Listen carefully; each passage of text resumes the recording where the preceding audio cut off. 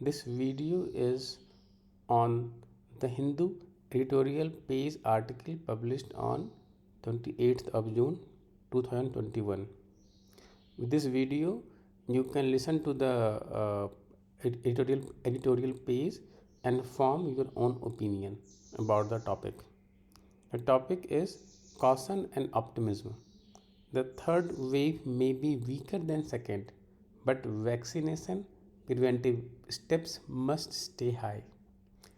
India, with the second largest number of cases globally and third highest deaths, is seeing about 50,000 cases being added every day. Though a decline, the second wave is far from over, and several states are relaxing lockdown restrictions, which experts say may be seeing the ground, may be seeding the ground for a potential third wave.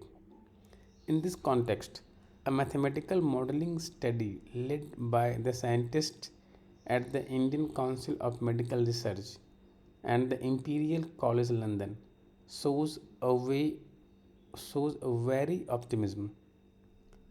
Will a potential third wave be as devastating as the second?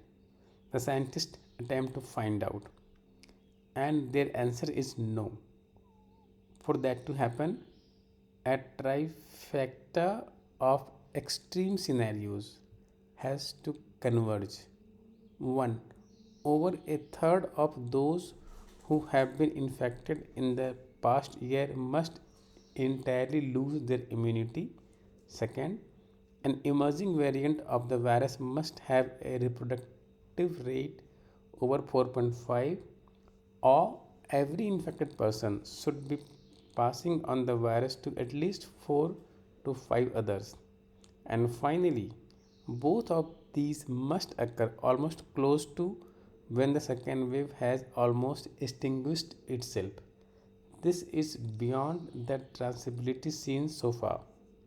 A third wave could be significantly buffered by expanding vaccination, where vaccine to be rolled out in a way to cover 40% of the population with two doses until August. It could reduce symptomatic incidence by around 55%. Less than 20% of Indians have got at least one dose of the vaccine and only 4% fully vaccinated. The center proposes to vaccinate all adults, about 94.4 crore, by the year end.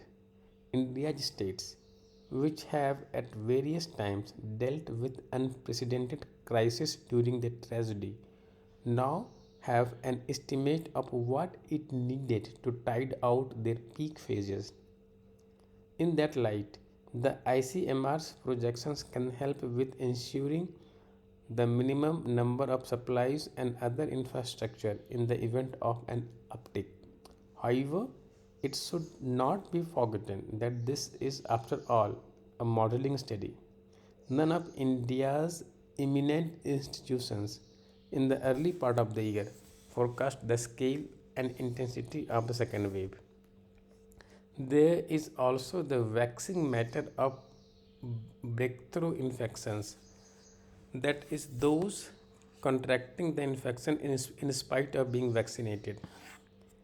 Sporadic studies in India suggest that the percentage of infection is small, though there is still no clarity on the real world effectiveness of vaccine in the light of variants such as Delta and Delta Plus. There is also, so far, no theoretical limit on how infectious the coronavirus can become.